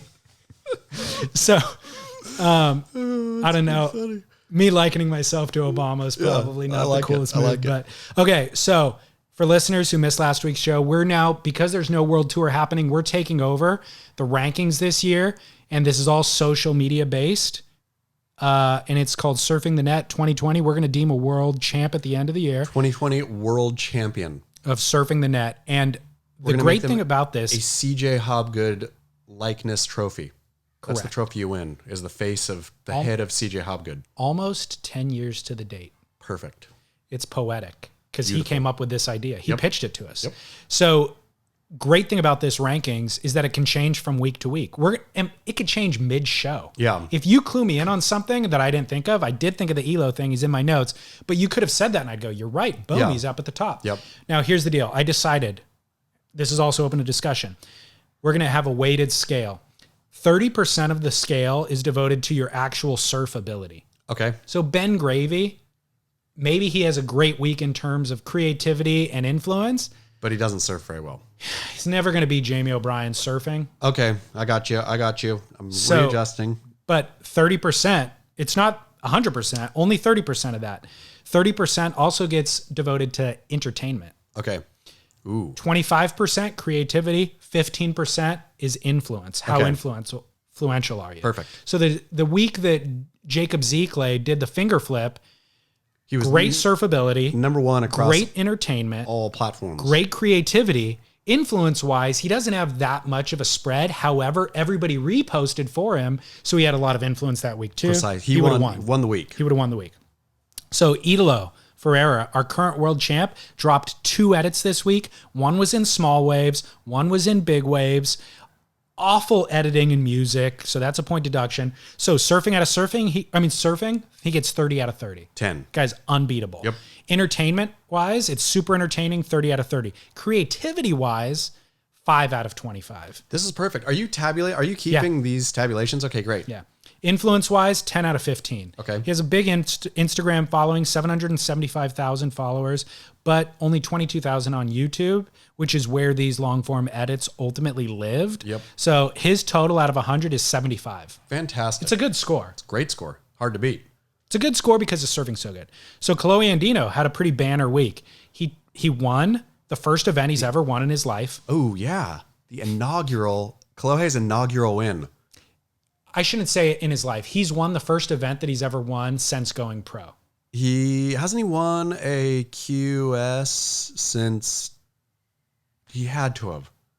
Dude, he won everything. Cash Kai or whatever. Didn't he win that one? I don't know. Cash Kai Pro? I don't know about the QS. He could have won something on the QS level. I think he's won on the Q.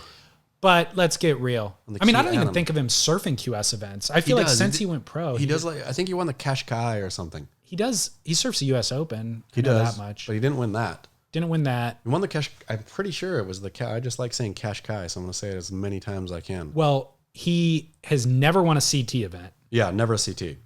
It's a better joke if we say that this is the first event he's ever won as a pro. It's a better headline. Yeah. So throw out the QS. Anyways, banner week for Kolohe. Yeah, he won the Allianz Billabong Pro Cash Kai in sometime. That was a long time ago if it was sponsored by Billabong. Looks like 2015. Oh. Yeah. Good memory. Yeah. So surfing wise, 25 out of 30. Entertainment wise, 20 out of 30. Creativity, 5 out of 25. Not a great score. The score. guy lacks creativity. Not a great score. Influence, 15 out of 15. He only has 334,000 Instagram followers, but he's being pushed by the WSL and Stab. By him winning the Surf 100, which, by the way, they have a partnership with the WSL. WSL was pushing out the Surf 100 event. So the influence is pretty substantial. Grand total is 65 points. Yeah. He's 10 shorter than our current world champ, Idolo. Like it. Eric Logan. Up. Coming out of nowhere for 2 reasons. He got barreled and he can't duck dive. Yep. 2 big ploys this week. Problem is his surf ability only scored 3 out of 30. Down. It's not good. Entertainment, 30 out of 30. It was the most entertaining stuff of the week, both of them. Arguably more entertaining than Chloe Andino. And Idolo Ferreira. Arguably. I mean, those kind of tied for entertainment, but creativity, 10. not a huge creativity score. Influence, 10 out of 15. Yep. Solid score. But his total tabulation is 53. I feel that's It's good for him. building a house. It is. He can build upon that house. He posted on the scoreboard. Yep. So, Elo, welcome. You weren't on the rankings last week. You weren't even in the thought. Nope. But we're super curious to see what you got this week. I can't wait. I feel that we're gonna get more Elo at the ranch clips for sure. Definitely don't need to see your tacos from Sancho's posts. Those can go away. Is he going to, for sure, Elo is going to get behind the mic at the Rumble at the Ranch. And so for entertainment value and stuff. He could really up his score. I'm saying. Okay. Yeah. Yeah. At Rumble at the Ranch, he has huge opportunity. Dark horse. Okay. I've got John on here, but he only ended up with 65 points. Jackson Dorian ended up with a total of 80 points. I mean, Jackson Dorian has a real shot to win the title this year. The problem with Jackson is he's not posting frequently enough. Yeah. When he posts gold when he does post, it's just a little too infrequent. But maybe he'll become invigorated with the possibility of winning the 2020 CJ Hobgood World Champion Award. Now that he knows. Yeah. Yeah. So I like his strategy, though, of giving just gold. Yeah, A plus clips. Yeah. So I'm going to get to the number one in a second, but I want you to know that Josh Kerr fell behind this week. Yeah, not a lot from Josh or Sierra. No, and Laird Hamilton, he posted 3 times, but they were all on an SUP. Yeah. So points deducted for the SUP. His wife runs his account, which I think is points added. Sure. Because if you're managing social media like actively, it's kind of... And if your wife is Gabby Reese, I mean, having You get Gabby Reese, who has way better things to do.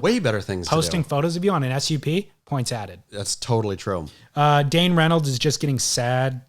Yeah. I mean, watching him do the commentary, he tried. Did you watch him do the commentary? No, but they posted some stuff of him. Was he just like, He was trying to he combed his hair silly, wore a silly outfit. He was hamming it up. Okay. But playing a role. Yeah. And then trying to crack a joke. I ranked number 4th in the world in 2000 whatever. And I got a fucking huge wave at Pipeline. It's dude, it felt like he was hamming it up. It felt forced. It was a little sad. I don't know that the best place for Dane is behind the microphone, to be honest. Agreed. Yeah. Completely agree. I love that he's doing the dad thing. Totally. Off the radar and shredding. Yep. Do that. Yeah. So Kelly Slater has gone silent. Kelly's fallen way down. Kelly's on the QS. Relegated. Because you know what? I mean, Kelly is busily filming at the Surf Ranch right now. Is that what it is? Yeah. Okay. He's doing that thing. He's not posting at all. And on his main feed, and then when he posts in the stories, it's always just a repost about some virtue signal. I saw somebody sent me today, which was very funny. There's a clip of Kelly saying something like "me love you long time" to somebody and giving a side hug, and somebody sent me the clip with the caption, "It's okay, his girlfriend is Chinese." Right. My girlfriend's Chinese. I want that to tail Kelly for the rest of his life. It is so funny. We need Beach Grit merch. Yeah. My girlfriend's Chinese could be a shirt. Yep. And Bring Back Butthole is a shirt. Bring back butthole. Yep. Caroline Marks is leading the women's rankings because of all the advertising for Rumble at the Ranch. And because of the swimsuit issue. Sports Illustrated swimsuit issue. And Lost did an edit from Waco that she featured very prominently in. I mean, Caroline Marks is, Steph Gilmore, where are you? Steph Gilmore is just posting whatever her obligation is to Roxy to post 3 times a month and tag them in it and show a bathing suit or whatever. That's what she's doing, which in this modern era, does she not know that we're running a world tour right now? She does now. She's sleeping on the job. As a 7-time world champ, she should get her competitive spirit back. She needs to know that creativity is factored into the judging criteria. So she needs to try hard. It's not enough just to post her recent lavender wetsuit. Boom, I'm getting barreled. Yeah. Great. Your surfability is going to get 30. Creativity, 0. Through the floor. Same thing with Carissa. It's like they're not even trying. Yeah. So Caroline Marks, try. shout Trying. out to Caroline Marks. Trying hard. Killing it. So, but our big winner this week, Mason Ho. Beautiful. Did you watch the Derek Ho tribute video? I did. How could this not win? Incredible. The surfing is 30 out of 30. Yep. Entertainment, 30 out of 30. Creativity, I'm giving 10 out of 25. But generally, his creativity is high. So I probably scored him low because I'm used to seeing him, surf extra over creative. rocks Yeah. and do crazy stuff. Influence is 10 out of 15. I'm sorry, 15 out of 15 because that video got reposted everywhere. And Yep. Derek's influence knows no bounds. So Mason Ho wins the week with a total of 95 points. The other thing is, Well done, Mason. this was selfless. Yeah. This didn't feature Mason. It's made by Mason. It's distributed by Mason. Mason's resources. It's out of Mason's archives from filming for the past 5 years. But it was all to shine a light on his uncle, Uncle who Derek died too soon. Phenomenal. Mason, our world champ, number one, or leading the rankings When fair week. when do the rankings come to a close? at the end of the year when we do an award ceremony, and I think an award show that is like with trophies, like who had the best edit this year, who's the future sales rep in 2021. Yep. Great. Can we do it at the Turtle Bay? Yeah, Okay. I mean, Start booking it right now. if they allow us Yeah. to show up. I think they will. Relegated to the QS this year or this Kelly week. Slater. Kelly's relegated. Kanoa, Jordy, Job, Ben Gravy. Kelly relegated. Kelly can kind of sit there on the QS, I think, because he knows that he has Ultimate Surfer coming up any day now. Is he featured in that? Yeah, he's He's like on air host, I think. Got it. Or, no, won't be the host, but yeah, I think they'll go to him for advice and blah blah. got it. We're running out of time, so I think I was going to do the simple shoes story. Maybe we save that. That's I've okay. got We other can save things. that. Let's go to commercial. We'll come back with a noteworthy comment from the Beach Grit comment section, some quarantine content, and Barrel or Not. Fantastic. All right, Chaz, we're back from commercial. So good to be back. Isn't it? I got a couple quarantine content recommendations for people who are stuck at home. They need something to watch. Yes. Have you watched, it's a little late, but Showtime series on becoming a god in Central Florida? Loved it. It's good. Of course. Yeah, epic. I just found it. It's Oh, good. really? Yeah. I thought we talked about it before. I think you brought it up, Yeah. and I said I wanted to watch it, but I just never got around to it. A fantastic show. It's good. Thoroughly enjoyable. It's dark. Yeah, but it's funny. It's hilarious. Yeah. It's Very darker well than done. I thought. I thought it was Well going to be acted. slapsticky. No. Because of like the aesthetic of the show. I was like, oh, it's going to be like Eastbound and Down or No, something. it's serious. It's pretty serious. I mean, it's funny, but it's serious. How do you feel about Kirsten Dunst? Amazing. I mean, she is from Interview with the Vampire days when she was just a wee thing till now. Like her acting chops are really something else. Virgin Suicides? Yep. With the Sofia Coppola film? Yep. Did you ever see Melancholia? Of course. Did you like it? Yeah. Loved that movie. She, what else did I see her in recently that was an older movie? I won't be able to pick it out of the brain. But yeah, she's a phenomenal actress, Kristen Dunst. I've forgotten about her. Yeah. And every time I see her, steals my heart. The way she embodies a Central Floridian. Amazingly. Yep. I mean, she is Central Florida. Yeah.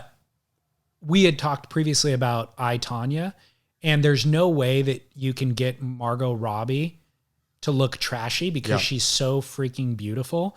You can't trash her up to look like Tonya Harding. No. It's just like, You can't do it. that's okay though, because I want to watch Margot Robbie and I'll accept that. Sure. But Kirsten Dunst is a chameleon. She can embodies characters. She can play beautiful trophy wife, or she can play Central Florida, whatever that is. I'm not even sure what we should call that. But yeah, I loved that. There's a documentary on Netflix also, Tread. Oh. Do you remember this story? I feel like it was the early mid 80s. No, early mid 90s. A dude fortifies a bulldozer in small town Colorado because he's disgruntled about the way that the town has treated him and the city hall and everything. And he's a welder by trade. Oh yeah, I remember this. Spends 2 years fortifying a bulldozer into a tank with a 50 caliber rifle out the back and cameras built all on the outside, and tears the town literally down. Yeah. Plows through City Hall, plows through his neighbors' businesses who he had beefs with. They couldn't stop the tank. They sent in the Central or the I forget what government run, defense organizations to come to try to like take this guy out. They couldn't stop him. And it was a slow motion destruction because it's a bulldozer, but the town sheriff climbs on top of the tank and is trying to get in and can't because he welded himself into the thing with a ventilation system and everything. How did it end? I can't remember. He falls into a basement. So he's tearing down a building that he didn't know had a basement in it. He got and stuck. One of the tracks of the bulldozers falls in and he gets stuck there. And knowing that he couldn't get out, he was trying to get out forever, he shot himself. Oh. So then it took him like half a day to solder the thing open. And then they found him in there dead. Oh. It's crazy. Is the doco good, you're saying? It's very good. Okay. It's called Tread. Okay. And before the guy killed himself or went on this rampage, he recorded like his entire building it and stuff? No, I'm sorry, audio recorded his whole what do they call that when somebody write a manifesto? Oh, yeah. Recorded this manifesto. So they have all the audio tapes. So throughout the documentary, they're playing his manifesto and interviewing townspeople and then showing footage because all the news cams shot footage of the bulldozer tearing down the town. And you know how everybody says there's the one crazy guy down the street? Like if there's a murder, they're like, yeah, he was such a nice guy. Or he was a little odd. He had a lot of cats, whatever it is. He is that guy. The crazy guy. And in the manifesto, you can hear him spinning out of control. Oof. It's crazy. Okay, I'm going to watch it. He tears down this town, dude. How big? What was the population of the town again? I mean, maybe 8,000. But it's I remember seeing footage of it at the time, and it was like quite a swath of destruction. Oh yeah. Yeah. I mean, unbelievable how much destruction the guy did. Yeah. And because it was this slow motion thing, and there was people were lining the streets to watch the destruction because his gun had a limited range and he wasn't indiscriminately shooting people. He'd only shoot if they sent another bulldozer to try to tip his over. Yeah. He would shoot at that bulldozer, but he wasn't just indiscriminately shooting people. So people were lining the street watching him tear down City Hall because there was no threat to them. It was crazy. Okay, watching. Tread on Netflix. Tread. All right. Noteworthy comment from the comments section on Beach Grit. Tell me. Carl von Foningstad identifying what future jobs the top 22 will have following the cancellation of the surf industry. How fantastic was that? Pretty comment? solid. He banged that thing out too so quick. He writes novellas. He does. In 8 minutes and posts them. He does. This one though, the amount of funniness was all time. I'm only going to give you a few of the highlights because he did the whole top 22. Jordy Smith, following the cancellation of the surf industry, will become a sales associate at Lady Foot Locker. Yeah. He's super into shoes, so that's a perfect fit. Felipe Toledo will be a goat seller. Yep. Ironically, he charges a lot. Chloe Andino is a used car specialist. Coastline, Chrysler, Dodge, Jeep, Ram. So good. Is the dealership that he works at. Kanoa Igarashi is going to be a failed professional poker player. Yep. Could see it. Could see him with his bleached hair and his sunglasses. Completely. Trying to keep a poker face. Failing. John Florence is going to be a retired, failed surf shoe brand owner. Yep. This is in reference to the story we didn't cover. Kelly Slater is going to be the U.S. ambassador to China because he has a girlfriend that's Chinese. Very funny. Ryan Callanan is going to be a bricklayer. Suits him. Not even funny, just accurate. Yep. Griffin Colapinto, warehouse support at Home Depot. Yep. Caio Abelli is going to be a celebrity spokesperson for Bosley Medical Brazil. Is that the hair restoration place? That's pretty mean. Yeah, it's really funny though. Idolo Ferrer is going to be a federal agent for the DEA. Yep. Gabriel Medina is going to just be part of Neymar's entourage, which Perfect. I feel like he already is. That's get paid a little bit. Yep. Yeah. Gabriel Medina fell down the rankings this week too. I feel Gabe's going to be a no-show. He really is. He posted one surf clip. He posted 3 selfies and one photo of his meal. Yeah. I think Gabe and a cat photo. Yeah. I think that he's not even the craziest bettor would take those odds. No. By the way, another article that was posted this week on Beach Grit was Sam George's article about riding a mid-length. Yeah. Mid-lengths and why everybody on Beach Grit is probably riding the wrong board. Yep. He's 18 months late to this conversation. That's the best part about Sam George. To come swinging in, super hot and opinionated, very, very, very, very late, is very Georgian, I think. I mean, it's the old white dude, like, but we really did, who only reads legacy media, who's late. We really did have this fully flesh this conversation out a year and a half ago. And Torrin Martin hit 2 years ago, Yeah. and Devin Howard came on the show Yep. to introduce the Months board ago. 8 months ago. Yeah. Like, this conversation we did, the trend is, do we think this trend is happening? Then we start writing the boards. Then surf brands develop board models because of the influence of the discussion. Then we review the board models. Then we stop talking about it. Then Sam George shows up and said, "Hey guys, all of you are there's this new thing called the mid-length." Yeah. Crazy town. Very funny. Crazy town. But the story did well for us. Why? I think people enjoy disliking Sam George to such a level that the hate click ratio on Sam George, I think, is through the roof. Yeah. But Okay. valuable Okay. for us. Yeah. It was just hilarious to me. Yeah. Okay. Barrel or nah? Exciting. Flipping people off on the road while driving. I like it. Do Barrel. you? Depends on how you do it. Really like getting into it, I don't like. But the casual, no look, flip off, unless it's like a passive aggressive no look, but the guy's just cruising, like, is a funny one. Do you save it for special occasion? Or do you use it daily? I don't use it very often, if ever. But I enjoy getting flipped off. Okay. Like, and I enjoy when I see other people flip other people, like, you know, you're behind somebody, you're next to somebody or whatever, and you see the exchange happening. I like also the big hand out the window. Like, there's multiple ways to do it. The passive aggressive one is the only one I don't like. The like, I'm Yeah. flipping you off and really purposefully not looking. So you're barrel on it happening to you, but not barrel on doing I it. don't do it myself, but Yeah. I'm barrel on seeing it, barrel on other people doing it, barrel on it happening to me, barrel across the board. Yeah. And I should, since I like it so much, I should probably do it more myself. No. Are you not a barrel? I don't. No, I'm agreeing with everything you say. I always am entertained when it happens. Totally. But I never have felt really inspired to do it. Like, I can't imagine a scenario Where you on that's the your road go-to. where that's what I need. To purge. I do have a go-to. It's the hand up or that. People like, on YouTube can see us, but people listening can't. It's two hands up. Like, what are two you hands up, like, doing? what? Yeah. Like- is my standard. So, do you remember driving with Matt Warshaw to Daytona Beach, Florida, where we were in the car? We were, I think, in not the fast lane, the next lane over.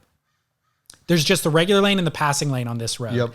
And there was somebody going slow in the passing lane, blocking it. And there was a woman who was so pissed. I feel like she was Yes. driving a Durango. Yeah. And she was so pissed that she tried to go around us, but somebody was blocking her in the passing lane. So she got stuck and Warshaw was driving. So we could see her visibly, like she was pounding the steering wheel and yelling. So we start laughing and then Warshaw goes, let's just keep pace to block her in.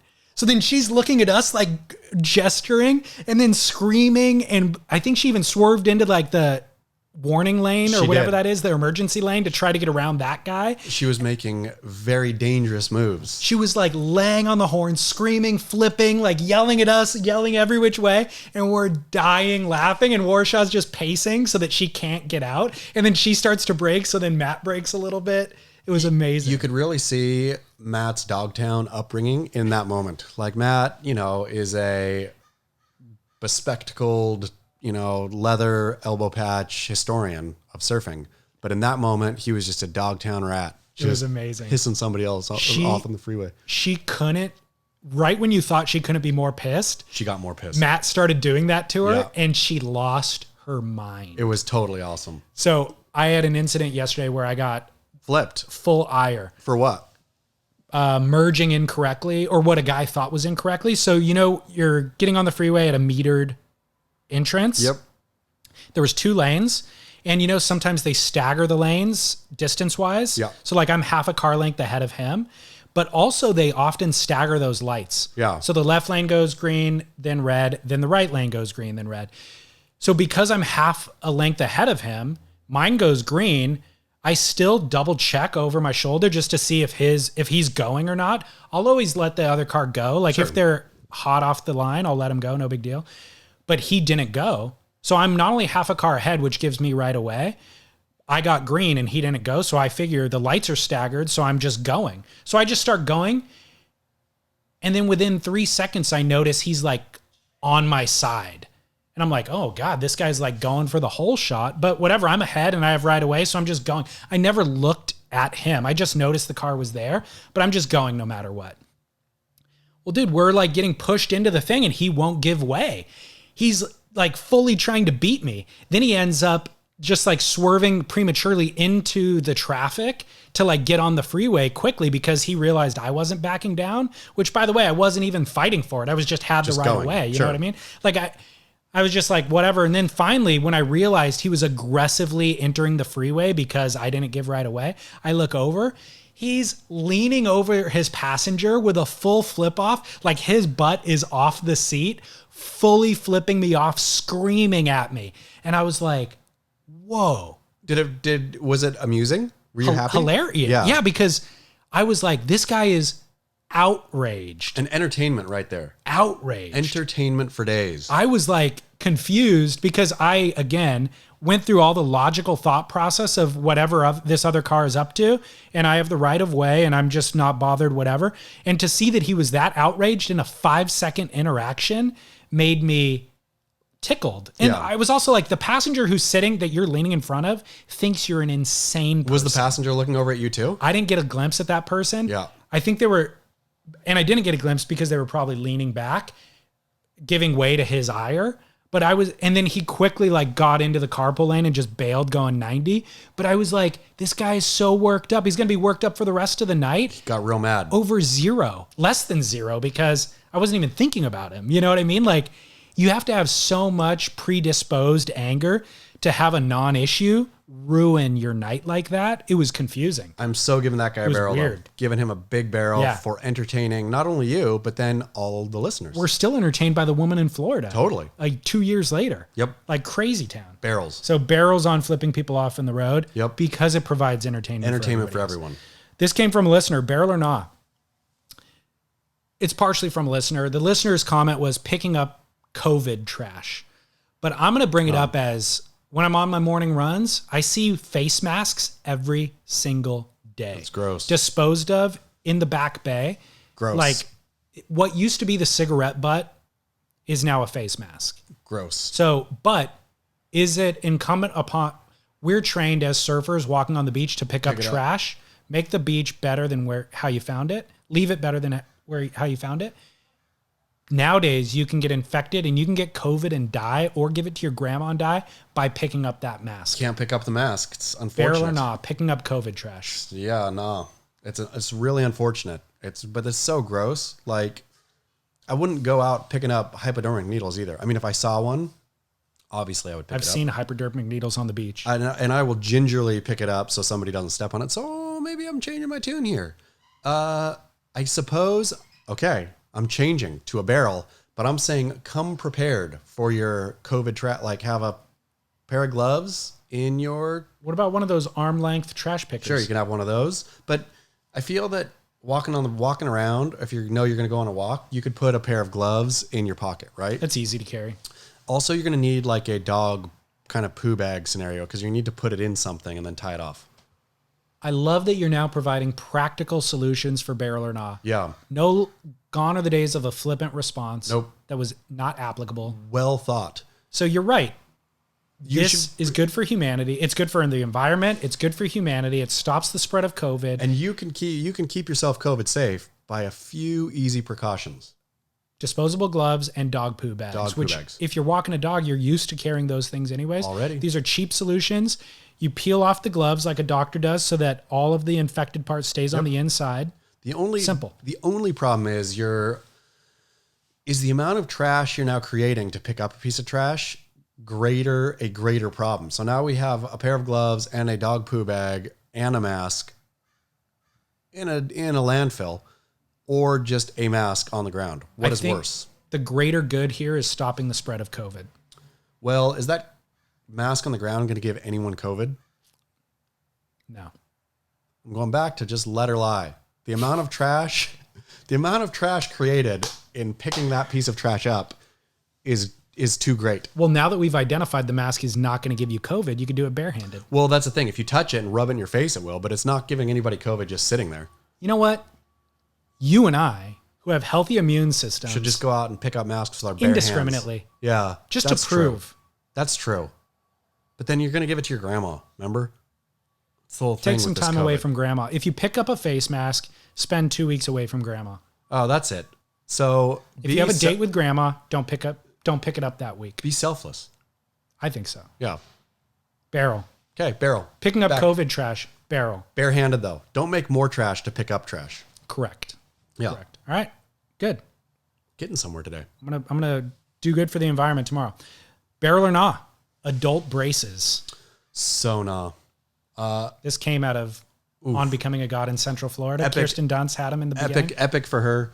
But when I see an adult with braces, I feel poorly about it always. It's either I feel sad for them if the case was that their parents neglected them as a child and they didn't get braces at the appropriate high school time. I also feel bad if they are not narcissistic, but like that self-aware that they're going to be fixing whatever little problem there is. I mean, if there's like a major medical malfunction with their mouth. Pupo. Remember when he got braces? Look at he needed them. Look at how, yeah, but did he? He had like 2 rows of teeth. That's okay. Like that little shark bite. I agree with what you're saying. Like the slightly like, angled front tooth could be a charming thing. Take your character. Yeah. Own your character. Adult braces only ever look weird. They make there's something. Nobody can pull them off. Never. You can't do Invisalign. You can't do the super clear ones. You can't do anything. But the Invisalign, I feel like, isn't that just like a retainer? It is. Yeah, that's okay. And you wear it at night. But I've seen people out and about with their adults out with their Invisaligns. You get caught out straightening your teeth. It's a bad look. But old school braces, you could be Brad Pitt or Cindy Crawford. You'd look like you cannot pull them off. No, the real truth of the matter is you look juvenile. I mean, braces are such a juvenile thing. Yeah. That even on Jack Nicholson couldn't pull them off. Almost the better you get, the worse, the worse they look. Yeah. It's true. Yeah. There's a real chasm that gets created. Like iconic figures in handsome, beautiful figures in adult braces. Whereas if you were just like average looking with braces, it's not that big of it's a bummer. But it's not a Grand Canyon of... No, not the Grand... But it is truly a bummer across all... There's never... Bummer's the best way to put it. It's a bummer. It's not ugly. It's not hideous. It's a bummer. It's just sad for some reason. Have you ever dated a woman with adult braces? No. Adult onset braces? No. Yeah. If the woman you loved got them, you might have to take a little break. It would be there'd have to be a stern talking to before. And if they really still thought, nope, I need to do this. I could rationalize this like, hey, honey, time apart is healthy. Yeah. Sometimes, like right now, we're having a flat spell surfing. I haven't surfed. I'm going to love it even more when I come back to it. It'll take 2 years. Just get those braces. braces. But then when the adult with adult onset braces gets them off and their teeth are like crazy straight, because part of it is the braces that you had as a teenager, all of our teeth have now adjusted a little bit, right? So nobody has like a perfectly straight smile.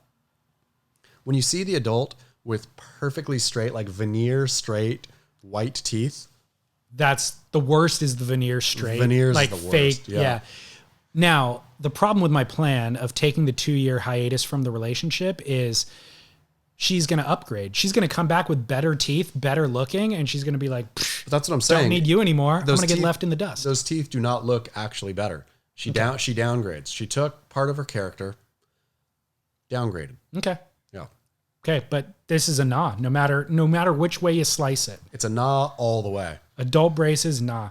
Sorry for anybody who is even looking. Miguel poops, unless you really like cannot open your mouth or something. If there's such a major problem medically that you have to, you get a medical exemption.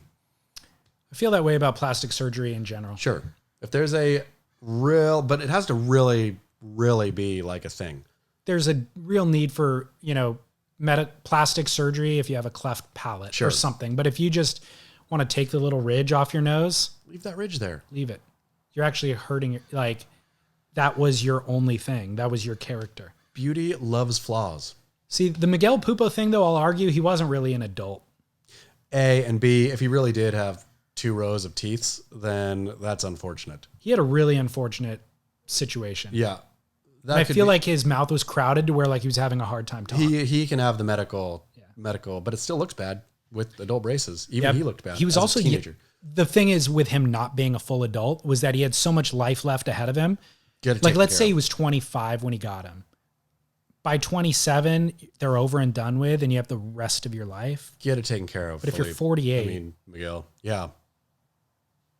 I wonder what the oldest age of somebody who's gotten braces is. I feel I've seen like solid 50-year-olds with the adult braces. I was thinking late 40s might be the limit. Yeah. But all right, well, important information we've covered here today in Barrel or Not. So much. Shout out to albumsurf.com for always hosting us. Matt Parker made an appearance today. That was exciting. Just come, bundle their boards, buy one, get a t-shirt. Come as you are, braces or not. I mean, if you have braces though, maybe wait until your braces come off. Come, just don't smile. Yeah.